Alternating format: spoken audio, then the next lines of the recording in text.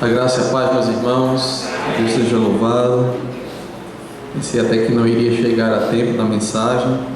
Na hora de sairmos de casa, a vizinha teve um problema sério lá, a que eu teve que socorrê-la.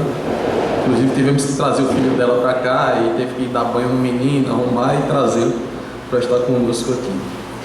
Mas graças a Deus chegamos a tempo, em nome de Jesus. Antes de lermos a palavra do Senhor, antes de meditarmos no que queremos transmitir à igreja nesta noite, vamos orar ao Senhor mais uma vez. Para essa igreja se coloque de pé. Logo após a oração, abra o texto no Evangelho de São João, capítulo de número 6. É o texto que iremos meditar nessa noite. Oremos. Pai bendito, Senhor, de toda graça e misericórdia, invocamos a Ti mais uma vez por meio do Teu Filho amado Jesus e pedimos, Deus, que o Senhor se compadeça de nós e que a Tua palavra seja frutífera no nosso meio.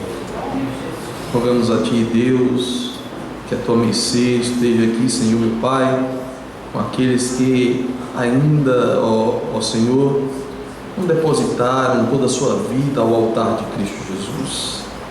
Que o Senhor os atraia, que o Senhor os convença nesta noite pela ação poderosa do Teu Espírito e mostre o caminho até o Senhor. Ó Deus bendito, em nome de Jesus é que nós Te oramos. Amém. O Evangelho de São João, capítulo de número 6, irmãos. Queremos ler apenas 2 versículos. Quem seguiremos? Quem seguiremos? Versículo de número 68 e 69. Evangelho de São João, capítulo de número 6. Versículos 68 e 69.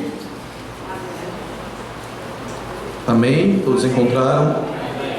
Estarei lendo, os irmãos acompanhem com a versão que tem em suas mãos. Diz a palavra do Senhor. Respondeu-lhe Simão, então perguntou Jesus aos 12: quereis também vós? Não, versículo 68. Respondeu-lhe Simão Pedro: Senhor, para quem iremos?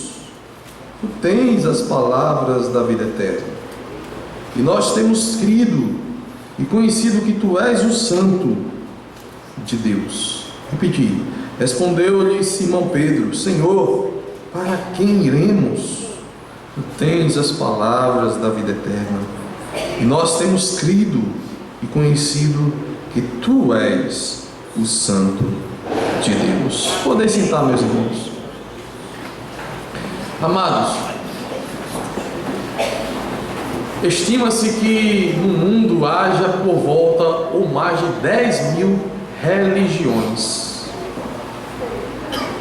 Não se estima o número de crenças, enfim, que possa ser somadas a esse número de religiões. É muita religião. Mais de 10.000 religiões. Qual a religião verdadeira, né? O que seguir? Para onde ir? O número de religiosos no mundo, que envolve todas essas religiões, inclusive o cristianismo contado, é por cerca de 82% da população mundial. Então 82% da população mundial crê em alguma coisa, acredita em algo, segue alguma religião. 82% dessa população, que são por volta de 7 bilhões de homens, de habitantes, né? E aí nós nos deparamos também num período aqui em que Cristo esteve sobre essa terra, onde havia o judaísmo e outras religiões, com um discurso em que os seus seguidores acharam duro, pesado, enfadonho, enfim, que não concordavam, que rejeitavam. E esses discípulos, esses seguidores de Jesus, começou a abandonar a Jesus, deixar a Jesus. Jesus se volta para os discípulos mais íntimos os 12, os apóstolos, e pergunta a eles se eles também querem fazer o mesmo, se eles querem ir embora, se eles querem partir. E encontramos o que acabamos de ler, o questionamento de Pedro: para quem iremos? Para quem partiremos? Em outras palavras, quem nós iremos seguir? Qual líder religioso que nós iremos seguir? Qual religião nós iremos seguir? Eles eram judeus, mas eles tinham encontrado o Messias, eles estavam seguindo o Messias. E sem o Messias, para onde iriam os discípulos? A quem eles iriam seguir? É a pergunta que poderíamos fazer a nós mesmos. Se não seguirmos a Jesus, a quem seguiremos? A nós mesmos, aos nossos próprios pensamentos, às nossas filosofias, às nossas crendices? Ou a um sábio qualquer deste mundo? A um ídolo? Ou um idólatra? A quem seguiremos? Por onde caminharemos? Neste mundo, meus irmãos, nós encontramos muitos líderes religiosos, como os discípulos também em sua época poderiam encontrar. Encontramos muitas religiões e crenças, como os discípulos também poderiam encontrar.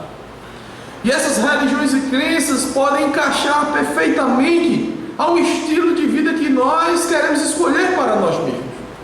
Um estilo de vida que seja agradável e que aquela religião atenda à demanda que nós temos de nós mesmos. Essa multidão também pensava assim. Eles seguiam a Jesus até onde aquela mensagem, até onde os seus ensinamentos poderiam ser agradáveis, se encaixar perfeitamente ao estilo de vida que eles queriam para si. Mas Jesus começou a apresentar diante deles um discurso que não se encaixava perfeitamente à sua maneira de ver o mundo e de pensar. E eles começaram a abandonar a Jesus. Ontem eu estive falando aqui para os jovens que o discurso de Jesus é um discurso de desafio. Ele não quer simplesmente que as pessoas o sigam por seguir, mas ele exige renúncia. Ele exige negação de si mesmo. Olha, se você quer me seguir, disse ele, negue-se a si mesmo. Se você quer me seguir, sofra. Que mensagem! Tome sua cruz todos os dias. De fato, Jesus não é um marqueteiro como vemos hoje em dia, que vende um mundo de ilusões. Há um padrão, há uma exigência e há uma comunicação que não é palatável a muitos. Nós precisamos entender essas coisas. Então muitos começaram a abandonar Jesus. E como eu falei, talvez aquilo que você pensa a respeito da sua vida possa ser encaixado em uma religião qualquer, em um sábio qualquer deste mundo, em uma religião em que possa realmente corresponder aos seus anseios, aos seus desejos. Inclusive muitos têm transformado o cristianismo nessa coisa de ser palatável, de ser agradável ao estilo de vida das pessoas. Então hoje não se fala mais de negue-se a si mesmo, como Jesus disse, para o seguir.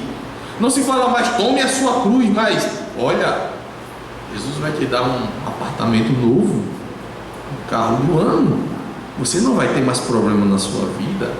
Aleluia, glória a Deus. Então transformaram o evangelho nisso aí, que não é o evangelho.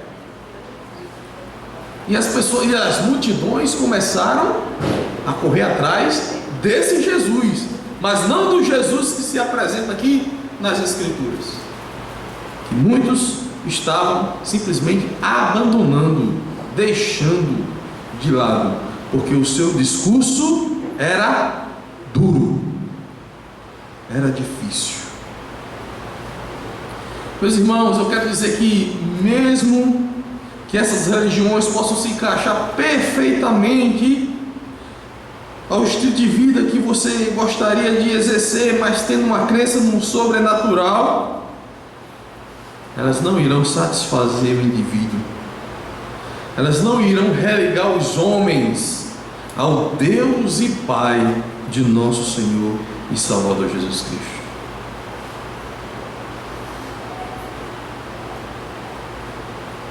Você continuará vazio de Deus, você continuará com sede de Deus,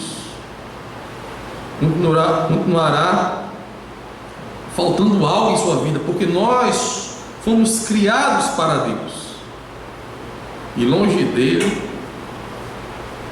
nós não estamos bem, não estaremos bem.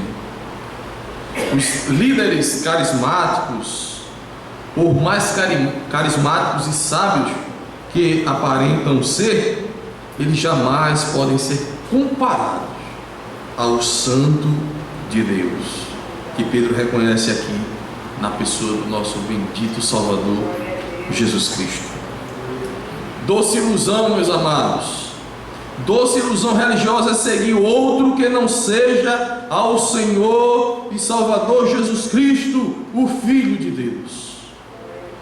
Ele é o único, não há outro semelhante a Ele. Ele é o Santo de Deus, Ele é o Filho de Deus. Sem Jesus não há como você ter comunhão com Deus, não há como alcançar paz de espírito e descanso para a sua alma. Portanto, corra para Jesus, corra para Jesus Cristo, enquanto você ainda pode achar. Observe bem o que diz o apóstolo Pedro. Observe a resposta de Pedro quando Jesus diz: vocês não querem partir também não? Vocês não querem ir embora? Vocês não querem... Além de dizer para onde partiremos, para quem partiremos, para qual líder nós iremos seguir, Pedro diz, reconhece algo que só o Filho de Deus poderia dar. Tu tens a palavra de vida eterna. São essas as palavras de Pedro. Tu tens as palavras de vida eterna. Só Jesus possui as palavras benditas que instruirá os homens a caminhar em direção ao Pai, que ensinará os homens a encontrarem a Deus. Só Ele tem o ensino para uma vida com Deus. Sua palavra é vida, gozo e paz. Outros sábios e religiosos desse mundo não possuem as palavras de vida eterna. Porque você seguiria a estes homens? Porque você seguiria a sua própria intuição, aos seus próprios pensamentos, aos seus próprios desejos, se isso não te levará para Deus? Porque se apegaria às palavras dessas religiões e desses homens que não podem gerar vida? Porque os homens seguem ainda esses homens. Você não precisa de um guru espiritual. Você precisa de Jesus Cristo. Você precisa do Filho de Deus. Ele sim é o caminho, a verdade e a vida. É Ele que faz com que tenhamos comunhão plena com Deus. E se você o segue, não pare de seguir por nada nessa vida. E se ainda não anda em seus caminhos, comece hoje a segui-lo, agora mesmo, a buscá-lo de todo o seu coração, de toda a sua alma, todo o seu desejo. Busque ao Senhor, se entregue a Jesus Cristo sem reservas, ame-o, se for preciso, sofra pelo seu Evangelho, sirva-o, dedique-se a Jesus. Adore-o, porque Ele é digno da nossa adoração. Glorifique e exalte o Santo de Deus. Como Pedro diz, tem crido, creia naquele que foi enviado para salvar pecadores, para salvar homens pecadores. No caso aqui, eu e você. Sem Ele você estará plenamente perdido. Plenamente. Não pense que, mesmo frequentando uma igreja evangélica, se nós não tivermos Cristo como aquele que nos dá graciosamente a salvação e nos leva a plena comunhão com Deus, de fato a igreja, essa religião não poderá te salvar, não poderá te dar salvação, mas é Cristo o Senhor. Eu gostaria de finalizar esta mensagem levando você a atentar a algumas das palavras de nosso Senhor e Salvador Jesus Cristo. Vejamos o que diz Jesus, vejamos o que diz aquele que te chama a seguir. Vinde a mim, todos os que estáis cansados e sobrecarregados, e eu vos aliviarei. Tomai sobre vós o meu jugo e aprendei de mim, porque eu sou manso e humilde de coração, e achareis descanso para a vossa alma, porque o meu jugo é suave e o meu fardo é leve. O Senhor nos convida a segui-lo, o Senhor nos convida a estarmos nele, a descansarmos o nosso coração nele, a tomarmos o seu fardo, porque o nosso fardo de fato nos afundará, nos levará para longe de Deus. Os nossos pecados que pesam sobre nós nos trará somente condenação, mas o fardo de Cristo nos traz vida e comunhão com Deus. O Senhor, Ele continua a falar, dizendo que não é só vir a Ele dessa maneira e descansar nele, mas o vir a Ele também envolve outras coisas, como Ele diz em Marcos, no capítulo 1. Depois de João ter sido preso, foi Jesus para a Galiléia pregando o Evangelho de Deus, dizendo: o tempo está cumprido e o reino de Deus está próximo, arrependei-vos e crede no Evangelho. O nosso Mestre também nos chama ao arrependimento, a se voltar para Deus em arrependimento, em confissão de pecado, reconhecendo a nossa falta para com Deus, a nossa rebelião para com Deus, para poder ir até Ele e descansar nele, tomando sobre nós o seu fardo. É preciso que nós creiamos no Evangelho, e esse crer envolve arrependimento de pecado. Todos nós precisamos nos arrepender e nos voltarmos para Cristo. E o Senhor continua falando, dizendo: eu sou o pão vivo que desceu do céu, se alguém dele comer, viverá eternamente, e o pão que eu darei pela vida do mundo é a minha carne.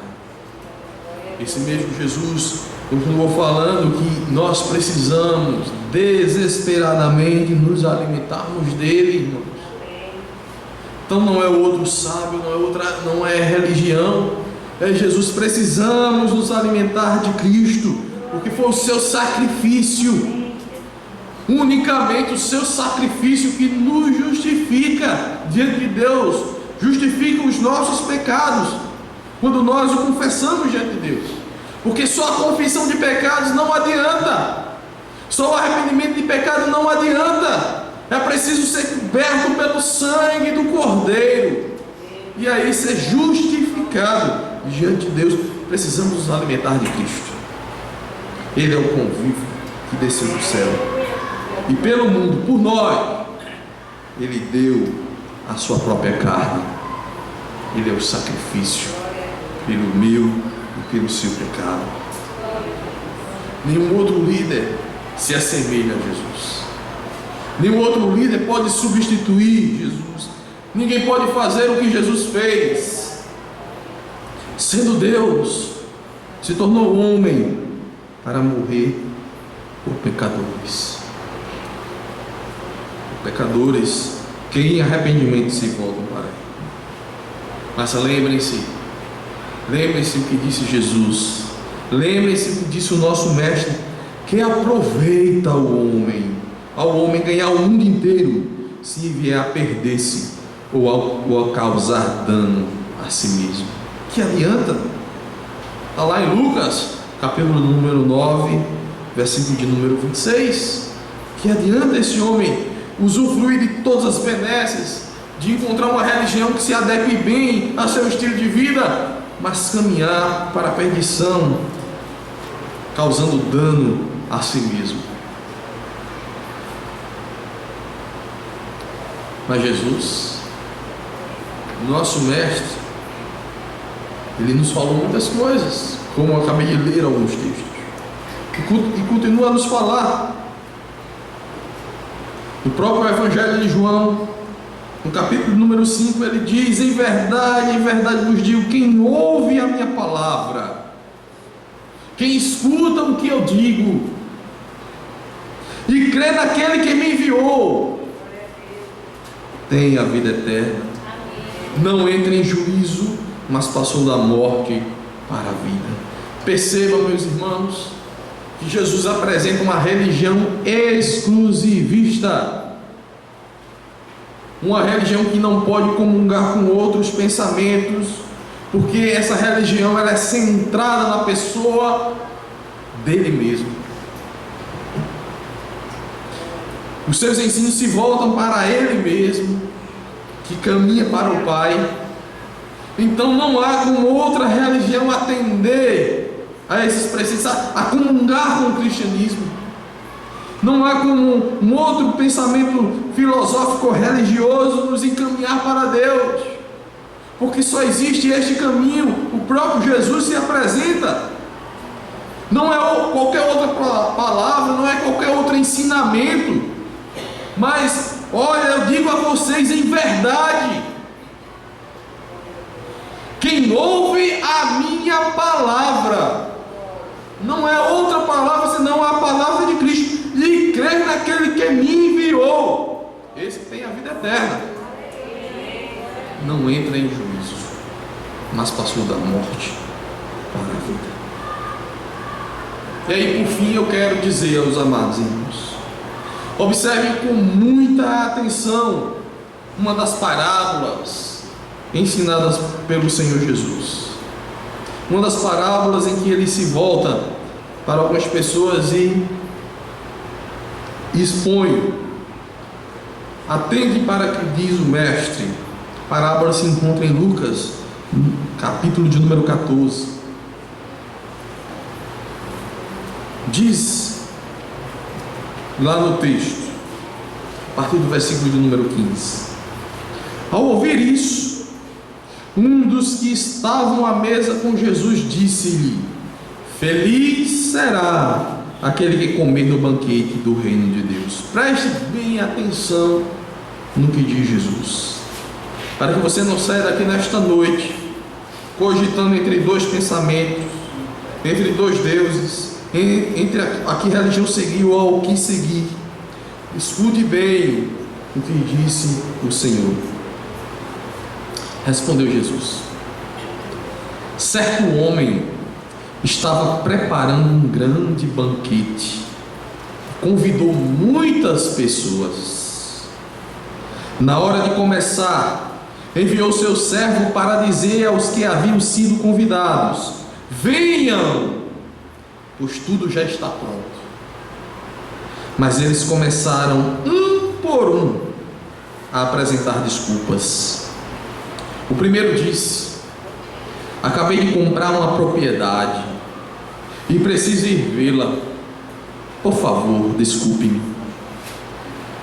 Outro disse: acabei de comprar 5 juntas de bois e estou indo experimentá-las, por favor, desculpe-me. Ainda outro disse: acabo de me casar, por isso não posso ir.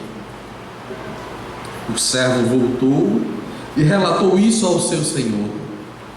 Então o dono da casa irou-se e ordenou ao seu servo: vá rapidamente para as ruas e becos da cidade, e traga os pobres, os aleijados, os cegos, os mancos. Disse o servo: o que o Senhor ordenou foi feito, e ainda há lugar. Então o Senhor disse ao servo: vá pelos caminhos e velados, e obrigue-os a entrar, para que a minha casa fique cheia.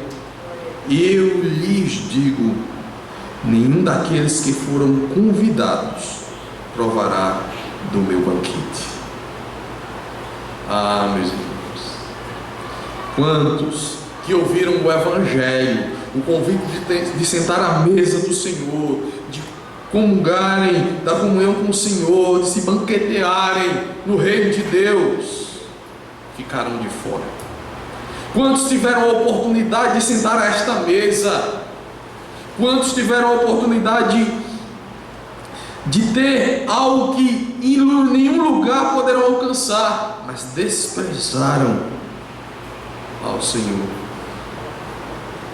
Esses de fato não provarão, não terão mais essa oportunidade no mundo vindouro de provar os deleites do reino de Deus.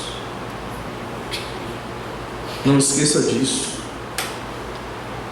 Não esqueça da bondade de Deus, mas também não esqueça da severidade de Deus.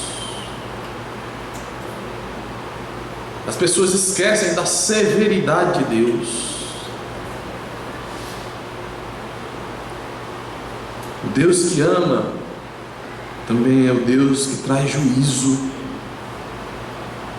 E é por isso que nessa parábola o Senhor deixa muito claro. Você que diz: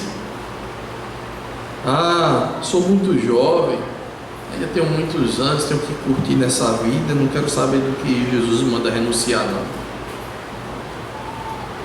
Saiba que você pode ser daqueles que o Senhor diz: nenhum desses que foram convidados provará do meu banquete. Talvez você esteja muito ocupado e pensando muitas coisas nessa vida, de tal maneira que essas coisas não te deixam se achegar a Cristo.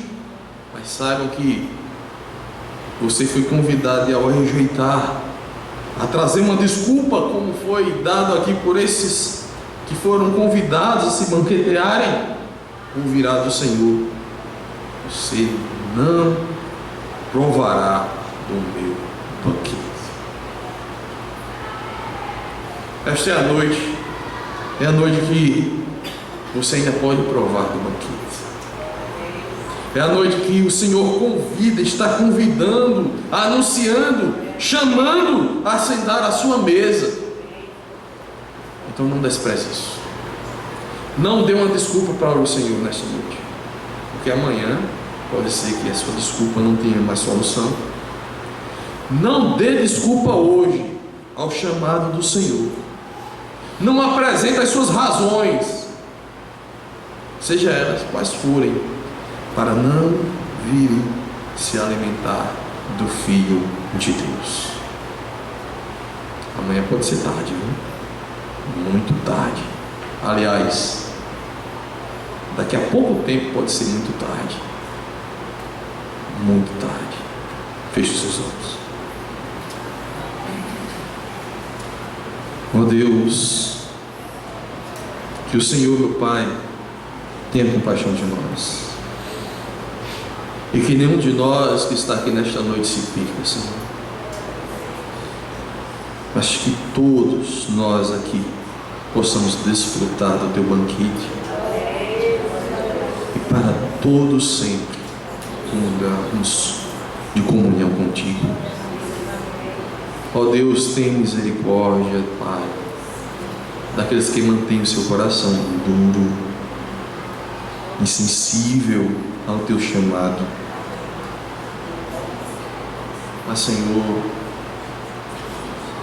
que o peso dos seus pecados faça tremer suas pernas nesta noite, de maneira que eles não saiam daqui deste tempo sem se ajoelharem diante de Ti, sem chorarem os seus males diante do Senhor, Se compadece de nós, Senhor. Se compadece daqueles que ouviram esta mensagem. Que o Senhor nos ajude. Em nome de Jesus.